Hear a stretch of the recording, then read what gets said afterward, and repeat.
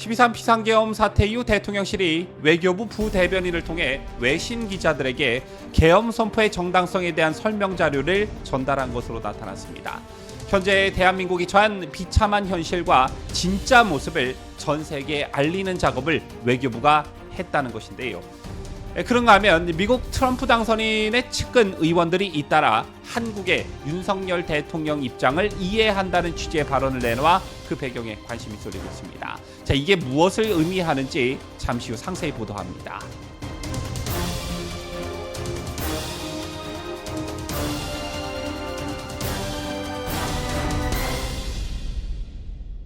시청자 여러분 안녕하십니까? 뉴스데일리 베스트 민해커입니다.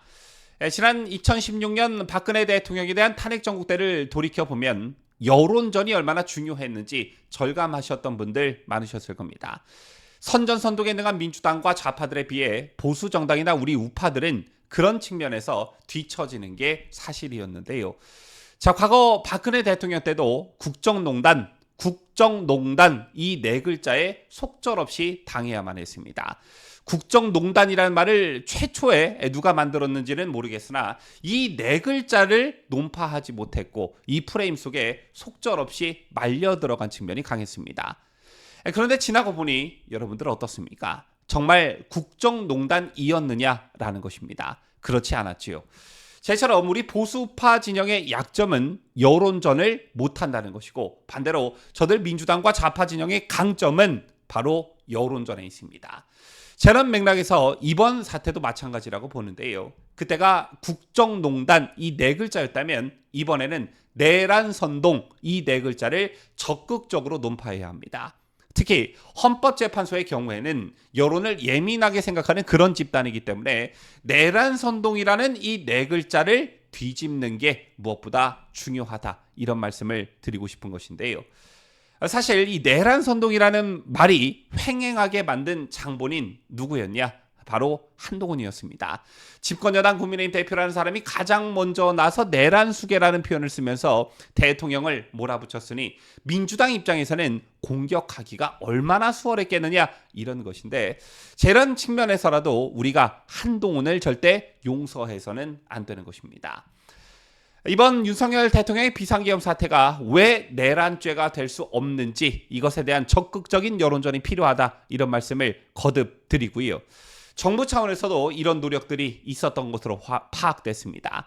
12.3 비상계엄 사태 이후 대통령실이 외교부 부대변인을 통해 외신 기자들에게 계엄 선포의 정당성을 주장하는 비공식 설명 자료를 전달한 것으로 나타났습니다.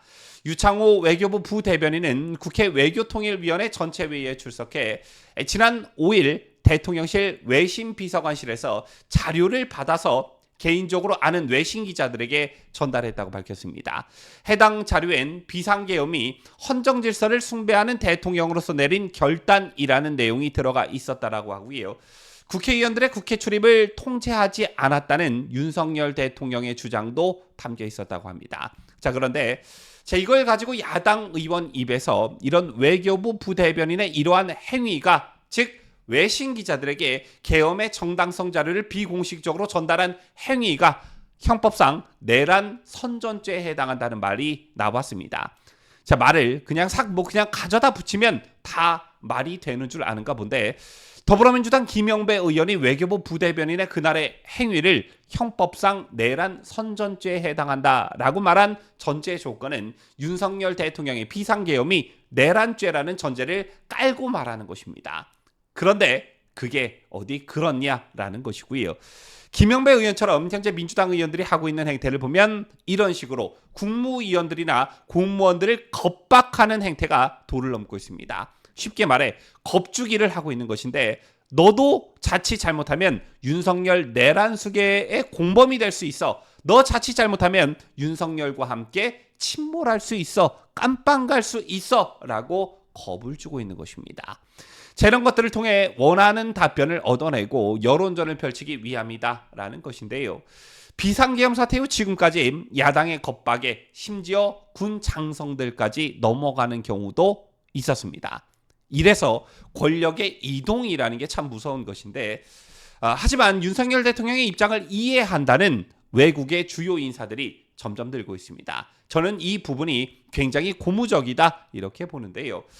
윤석열 대통령이 지난 12일 대국민 담화에서 최근에 중국인 연루 간첩 사건을 거론한 가운데 미국 정치권에도 파장이 일고 있습니다.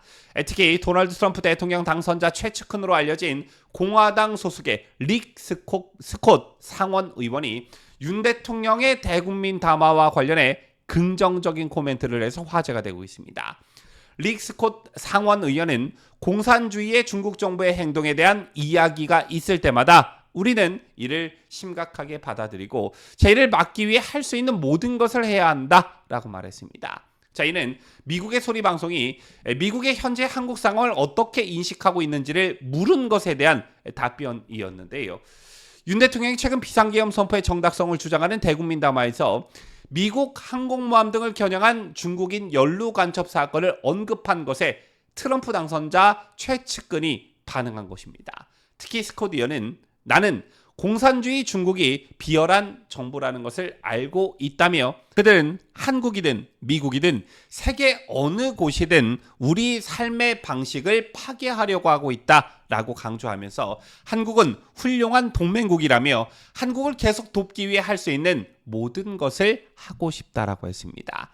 현역 미국의 상원 의원이 윤 대통령의 대국민 담화에 대해 구체적인 의견을 전한 것은 이번이 처음이고 그가 트럼프 대통령 당선인의 최측근이기 때문에 더욱 관심이 갈 수밖에 없는 것인데요. 윤석열 대통령의 대국민 담화와 관련한 메시지를 내놓은 것은 비단 스콧 의원뿐만은 아니었습니다.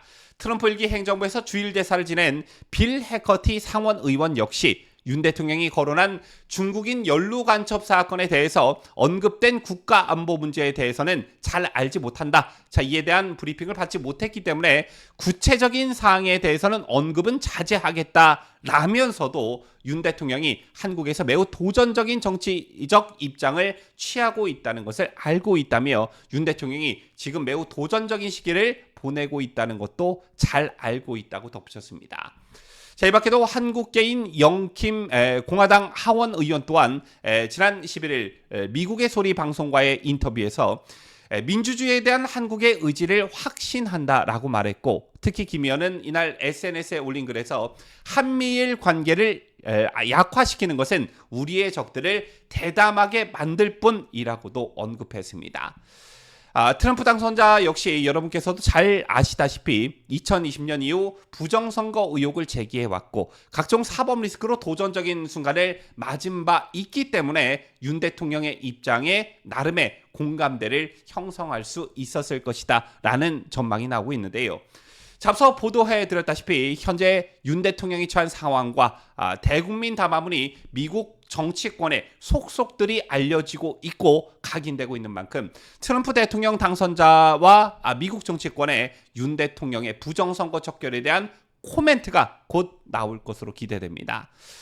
우리가 원치 않게 어쨌든 또 한 번의 탄핵 정국을 맞게 되었습니다. 좁은 의미에서는 이 문제가 국내 정치에 국한될 수도 있겠지만 보다 넓은 의미에서는 자유민주주의를 수호하고자 하는 가치 중심의 국가들이 관심을 가질 수밖에 없는 그런 상황이다. 그런 측면에서 국제사회의 관심으로 반전의 기회가 반드시 찾아올 것이다. 이런 말씀을 드리면서 뉴스를 마치도록 하겠습니다. 지금까지 저는 자유대한민국을 수호하는 뉴스데일리 베스트 민앵커였습니다.